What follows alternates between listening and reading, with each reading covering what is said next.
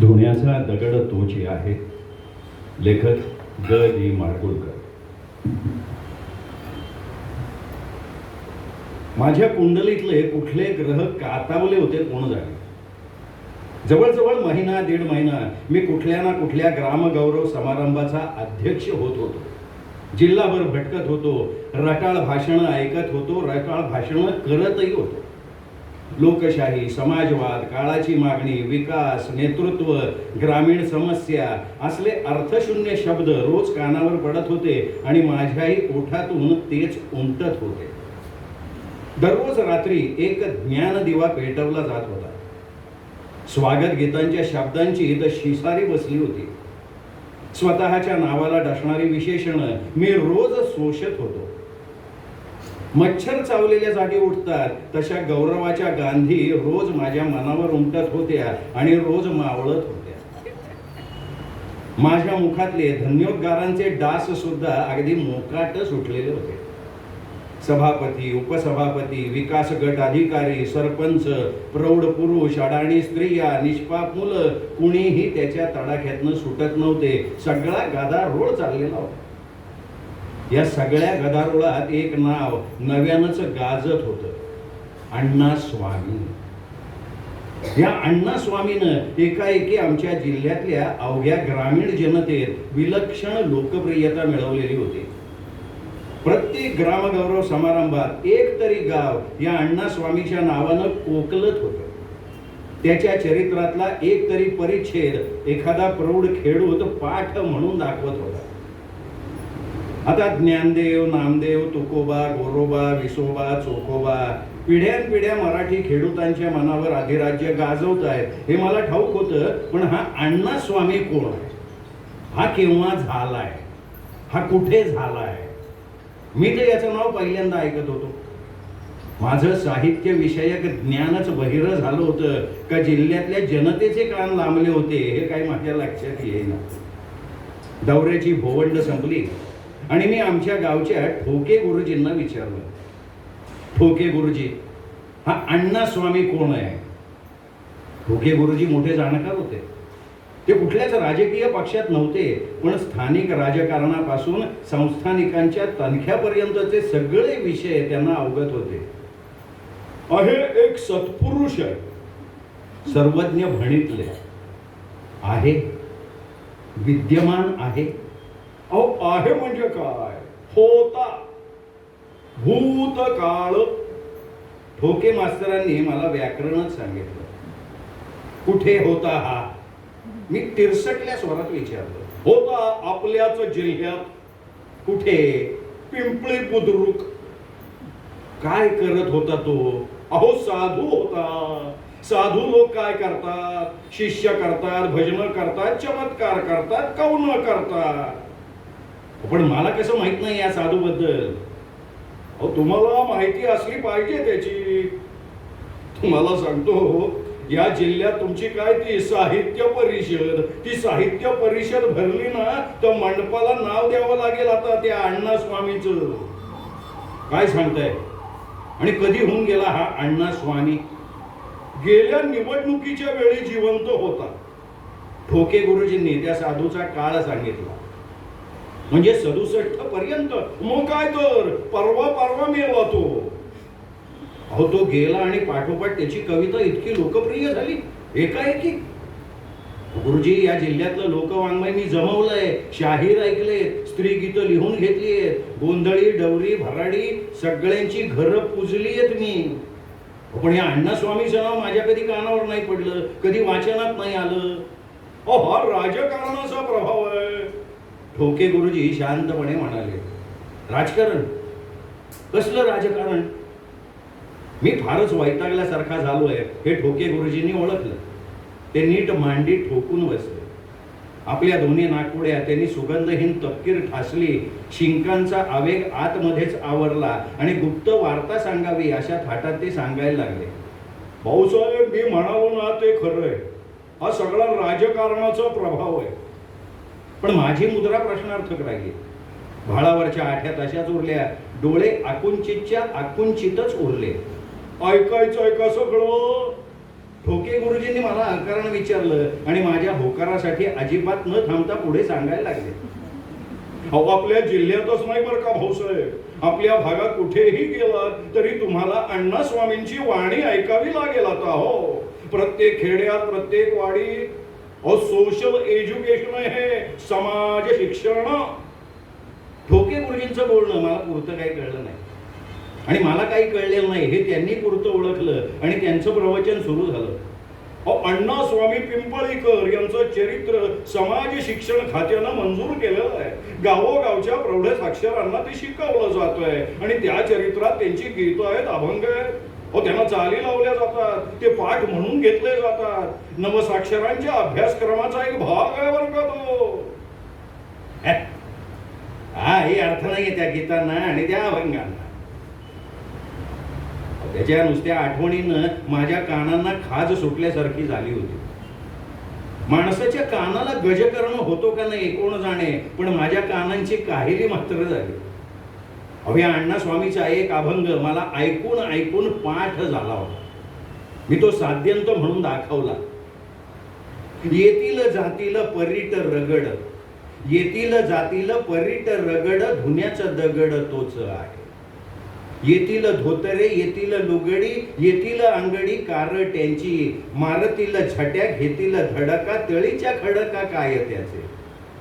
अण्णा म्हणे, अण्णा म्हणे, गुरु धोब्याचा दगड, भेटले कापड स्वच्छ करी.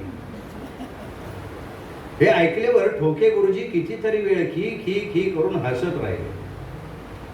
हसताय काय तुम्ही? गुरुची थोरवी सांगणारी वचनं कमी आहेत का मराठीत? सगळ्या संतांच्या लेखनात ढिगाणी मिळतील ती, हेच कशासाठी? हा नवीन संत आहे ना. कोणी लावली त्यांची कविता प्रौढांच्या अभ्यासक्रमात? लावली नाही, मग लागली, चिकटली. तीच कशी म्हणतोय मी. आता माझी काच तडकायला लागली होती. ऐका, असं म्हणून गुरुजी लोकनाट्यातल्या सोंगाड्यासारखे थोडा वेळ थांबले आणि मग धीरे धीरे त्यांच्या कथनाचा ओघ पुढे व्हायला लागला. समाज शिक्षण विभागाची एक मुख्य कचेरी पुण्याला आहे. तिथे तिची स्वतःची वास्तू नाही. एक लहानशी जागा पागडी भरून मिळवलेली आहे सरकारनं. कुठे? अहो, गृहनिर्माण मंडळाच्या इमारती आहेत ना, शंकर शेट रस्त्याला. हा, त्या मोकळ्या इमारती आहे. भाडी परवडत नाहीत म्हणून मोकळ्या राहिल्या त्या. राईट. त्याच्या शेजारी पंत आणि फटिंग कंपनीची वास्तू आहे. तिथे आहे समाज शिक्षण खात्याचं मुख्य कार्यालय. आणि ती वास्तू पुरत नाही म्हणून काही स्टाफ साठी त्या परिसरात राहुट्या ठोकलेल्या आहेत त्या खात्यानं. बर, जे जे नवल ते ऐकले पाहिजे या जाणीवेनं मी ऐकत राहिलो. तिथे 1.5 वर्षापूर्वी नवीन ऑफिसर आले, KT भुजबळ MA MAd. मला दांडगा माणूस हो आणि कुस्त्यांचा नादी. कुस्त्यांचं मैदान हे त्याचं वर्म, म्हणजे तुम्ही काय ते वीक पॉइंट का काय म्हणतात ना तो. तर रोजची पद्धत अशी की ऑफिसचं काम संपलं की नोकरानं कार्यालयाच्या खोल्या बंद करायच्या, मुख्य दार बंद करून त्याच्यावर साहेबांच्या सही सकट मोहर टाकवायची, किल्ल्या साहेबांच्या स्वाधीन करायच्या, साहेब त्या बरोबर घ्यायचे, चालू लागायचे. दुसऱ्या दिवशी सकाळी 10:30 वाजता नोकरांनी साहेबाकडनं किल्ल्या घ्यायच्या, ऑफिस उघडायचं. थोडक्यात काय, तर कार्यालयाच्या किल्ल्या भुजबळ साहेबांच्या जवळ असायच्या. आता एके रविवारी वर्तमानपत्रात वार्ता आली की सोमवारी कोल्हापुरात कुस्त्यांची दंगल आली. भुजबळ साहेबांना उबळ. त्यांनी रजेचा अर्ज खरडला, गेले कोल्हापूरला. पण कार्यालयाच्या किल्ल्या चुकून त्यांच्याकडे. सोमवारी नोकर आला. भुजबळांच्या भार्येनं त्याला सांगितलं, किल्ल्या गेल्या साहेबांबरोबर. आता तो चतुर्थ वर्ग अधिकारी आला कार्यालयापाशी. तृतीय वर्गाचे अधिकारी आले, लिपिक आले. पण किल्ल्या वाचून कार्यालय उघडणार कोण? साहेबाच्या सहीचं सील ते तोडणार कोण? मग कार्यालय राहिलं बंद. बरं तर बरं, खालच्या अंगणात राहुट्या होत्या. सगळ्या स्टाफ त्या राहुटीत जमा झाला. तुम्हाला सांगतो, कामाला ती जागा पुरली नसती, पण पत्ते कुठत बसायला ती पुरेशी झाली. चला 4 दिवस मंडळी टोळ्या टोळ्यांनी रमी खेळत राहिली. काम बंद, विचारतोय कोण? कुणी आला तर राठ उत्तर मिळायचं, हा पीस बंद आहे. आता 4 दिवसांनी भुजबळ साहेब परत आल्यावर नोकर जाऊन त्यांच्या पुढ्यात उभा राहिला. नेहमी किल्ल्या मागताना करी तशी हालचाल त्यांनी केली. तर त्याला साहेबांनी विचारलं, कसं काय चाललंय हाफिज? तो म्हणला, हाफिज बंद आहे साहेब. साहेब म्हणले, का? तर नोकर म्हणाला, साहेब किल्ल्या तुमच्या खिशात आणि तुम्ही गेलात कोल्हापूरला, एवढं कळलं. पत्ता माहित नाही, फोन नंबर माहित नाही, संपर्क साधायचा कसा? वास्तविक त्याच्या तोंडच्या संपर्क शब्दानं भुजबळांना अत्यानंद व्हायला पाहिजे होता. पण भुजबळ हादरले, घाबरले. किल्ल्या त्यांच्याकडे राहिल्या होत्या ही गोष्ट खरी होती. आता जाताना त्यांनी बायकोला आपला पत्ता सांगितला नव्हता, कारण तो त्यांनाच आधी माहित नव्हता. आता तिथल्या मुक्कामात त्यांना किल्ल्या आणि कार्यालय ह्याची सयच झाली नाही, कारण 4 दिवस तिथे निकाली कुस्त्या लढल्या जात होत्या ना. आता गेलो त्या दिवशी आपण कुठला कोट घातला होता याची ते आठवण करायला लागले. मग आठवलं अंधू. त्यांनी गरकन गिरकी घेतली, बायकोला विचारलं, तो बंद गाळ्याचा पांढरा कोट कुठे आहे? बायको म्हणली, गेला पार्टाकडे. मग भुजबळ साहेबांच्या अंगाला दरदरून घाम सुटला. कारण काय विचारा? सांगा की. ठोके गुरुजींची कथा रंगत चालली होती. माझ्या मस्तकातला अण्णा स्वामी माझ्या डोक्यात अडकून पडला होता. त्या डोक्याच्या किल्ल्या आता पूर्णपणे ठोके गुरुजीच्या हातात होत्या. कारण ज्या लॉन्ड्रीत आपले भट्टे कपडेला पडत होते ती लॉन्ड्री होती एका आमदाराची. आता न राहून त्या किल्ल्या जर त्या आमदाराच्या हातात पडल्या तर साहेबाची खैर नाही, कंबक्ती. गेलं भुजबळ साहेबाच्या हातापायातलं बळ गळून गेलं. ते सपाटून घाबरले. आता हाफिजचं कुलूप तोडा आणि सगळ्या कर्मचाऱ्यांनी जागच्या जागी बसा असं म्हणायचं धैर्य त्यांना होईना. खात्यातल्या खात्यात काही तक्रारी झाल्या, चौकशी झाल्या तर भुजबळ घाबरत नव्हते. पण ही आगळी थेट लोकप्रतिनिधीच्या हातात पुराव्यासकट पोहोचली होती. आता आ वासून उभ्या राहिलेल्या ऑफिस बॉयला भुजबळ साहेबांनी तसाच उभा ठेवला. आंघोळ न करता धुतलेले कपडे घातले, भाड्याची रिक्षा केली आणि पोहोचले ॲना लॉन्ड्री मध्ये. आमदार धोंडीबा दडस यांचे धाकटे बंधू मळक्या कपड्याच्या टोकांशी ओळख चिंध्या शिवत बसलेले होते. साहेबांनी त्यांना नमस्कार केला. नमस्कार नाना. नमस्कार. ए मारतू ते केटीव्हीचं पार्सल काढ भाऊ. असा हुकूम नोकराला फरमावून खाली मुंडी घालून नानाने भुजबळ साहेबांना विचारलं, आज स्वतः आले काय साहेब कपडे न्यायला? नाही, कपडे न्यायला नाही आलो. मग आमदार साहेबांना भेटायचं होतं. ते हिथं कशाला? ते असणार बांगले हो. आत्ता असतील? काय सांगता येत नाही हो. आमदार कधी घरी असतो का? मतदार संघात हिंडत असते ते. आणि आमचे बंधू काय मोकळा वेळ मिळाला की पळतात पिंपळीला. पिंपळी खुर्द? नाही हो, पिंपळी बुद्रुक. तिथे काय आहे? त्यांच्या गुरुची समाधी आहे. त्यांचे गुरु? गुरु म्हणजे अध्यात्म गुरु, मास्तर नाही बरं का. आता तुम्हाला सांगतो, हा संवाद चाललाय तेवढ्यात मारुत्या गाड्यानं कपड्याचं गठडं साहेबाच्या पुढे केलं. बेलाचा आकडा सांगितला. साहेबांनी आध्याच्या सारखं पार्सल घेतलं, फोडलं. बंद गळ्याचा पांढरा कोट त्या गठ्ठ्यात त्यांना नेमका सापडला. न राहून त्यांनी त्याचे तिन्ही खिसे तपासले. एका खिशात एक इस्त्री झालेली सिगरेट मिळाली. एकात भाजक्या सुपारीचा चुरा मिळाला. छातीवरचा खिसा तर टाका मारून शिवून टाकलेला होता. तो टाका त्यांनी ताटकन तोडला, बोट फिरवली आतनं, ती निघाली खिशाच्या बाहेर. खिसा फाटलेला दिसतोय. फाटणारच की हो. कसं आहे, अण्णा स्वामींनी म्हणले, कुणी? अण्णा स्वामींनी म्हणले, अण्णा म्हणे वस्त्र विरले गभारा, आता सुई द्वारा काय करी. पण भुजबळ साहेब काय कवित्व अप्रिशिएट करायच्या मूड मध्ये नव्हते बरं का. बंद गळ्याच्या कोटाबरोबर परिटा घरी आलेल्या कार्यालयाच्या किल्ल्या गेल्या कुठे या विचारानं त्यांच्या मस्तकाचं झालं पाकिस्तान. नाना दडसानं सांगितलेली सुक्ती त्यांच्या मस्तकात घुसू शकली नाही. त्यांनी विचारलं, किल्ल्या होत्या का? कुठं होत्या? कुठे? धुवायला पाठवण्यापूर्वी आम्ही खिसे तपासतो बरं कसं आहे. ते तुम्ही बरं केलं. काय झालं, घरच्या कपाटाच्या किल्ल्या आहेत हो. नाही, घरच्या कपाटाचे नव्हते. चर्चा झाली आमची इथं. चर्चा झाली? मग काय काय झालं, आमदार साहेब आलते सहज. कपड्याचं सार्टिंग चाललं होतं. मारत्याने किल्ल्यावर काढल्या, मला दाखवल्या. साहेबाचं लक्ष गेलं. साहेब म्हणले, कुणाचा कोट आहे? आपण इनिशियल बघायच्या आधी सांगितलं कोड भुजबळ साहेबाचं आहे. अरे माणूस नाही ओळखणार आपण, कपडा बरोबर ओळखतो आपण.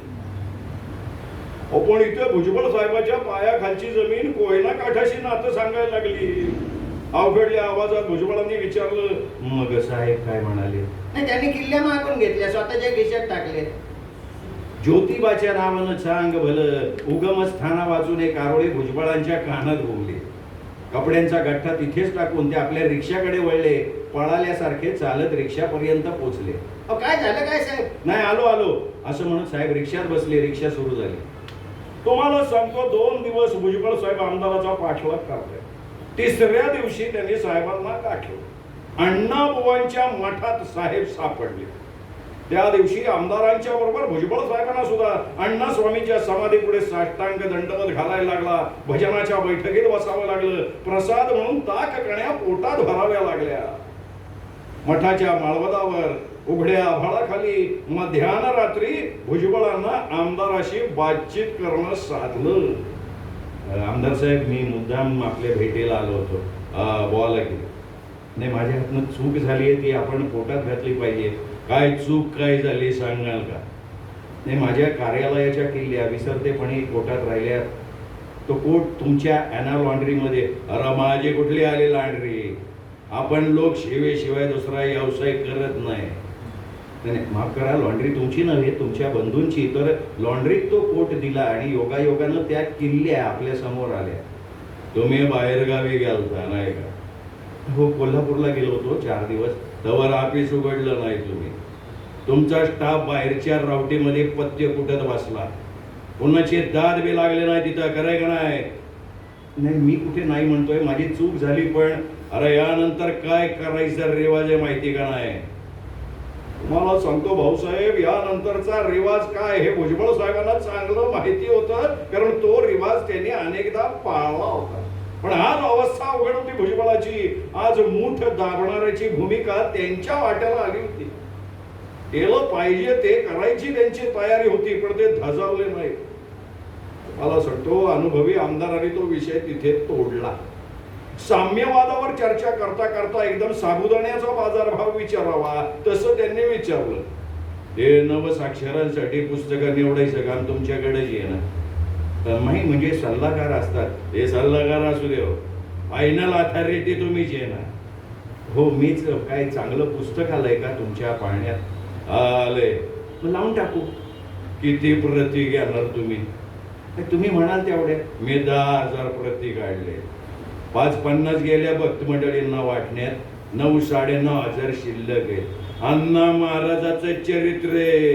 अलौकिक व्यक्ती होऊन गेली म्हणून मी स्वतः लिहिलं चरित्र अण्णा महाराजाचं. त्याच्यात त्यांची कवनवी आहेत. तुम्हाला सांगतो, तोंडात बसावी अशी तोंड आहेत तिची. जागाला अडती पण त्या पुस्तकाने. आणि खरं सांगायचं तर 10,000 रुपये अडकून पडले राव. कारण विक्रीची किंमत 2 रुपये 50 पैसे. नाही, तुम्ही किंमत योग्य ठेवली. आमदार काही बोले ना, तेव्हा भुजबळ म्हणाले, आलं माझ्या लक्षात, पुढचं काम माझं. हे बरं झालं, इबे अण्णा स्वामीची कृपा. अर्थात माझा विश्वास आहे हो साधू संतांवर, त्यांच्या चमत्कारांवर. द्या टाळी द्या. टाळी झाली. भुजबळ साहेबांच्या किल्ल्या भुजबळ साहेबांना मिळाल्या. समाजवादी सत्पुरुष या थोर ग्रंथाच्या सगळ्या प्रती भुजबळांच्या खात्यानं खरेदी केल्या. 6-8 महिन्यात साक्षर समाज गायला लागला. येतील जातील परीट रगड, धोण्याचा दगड तोच आहे. ठोके मास्तरांनी तोच अभंग गायला सुरुवात केली. माझं डोकं भडकून उठलं. बा झालं, मी ओरडलो. तर असं आहे बरं का राजकारण. एवढे म्हणून ठोके मास्तर उठले. उठता उठता त्यांनी त्या वाक्याचा उत्तरार्ध उच्चारला. तुम्हा साहित्यिकांना हे कधी कळणार नाही. पण ही अण्णा स्वामी नावाची चीज होती तरी काय? अहो, त्याला लागलं होतं वेड. अंगाला राख लावून बसायचा तो. वेड लागलं होतं. आणि मग हे कवित्व त्यांच्या कुटुंबिनीचं, अण्णा स्वामीच्या बायकोचं. अरे म्हणजे काय देखणी बाई आहे तुम्हाला सांगतो. अगदी पठ्ठे बापूरावाची पावळा. अजून आहे, अजून आहे. म्हणून तर आमदाराचा रात्री मुक्काम मठात असतो. माझं मस्तक कोंदून गेलं. काय बोलावं काय म्हणावं ते कळेना. मी विचारलं, तुम्हाला कसं ठाऊक आहे हे गुरुजी? अहो, इंग्रजांच्या जमान्यापासून मास्तरकी करतोय या भागात भाऊसाहेब, आम्हाला सगळं माहिती आहे. येतील जातील परीट रगड धुण्याचं दगड तोच आहे. अण्णा स्वामींचा अभंग मोठ्यानं म्हणत ठोके मास्तर दरवाजापाशी पोचले सुद्धा. धन्यवाद.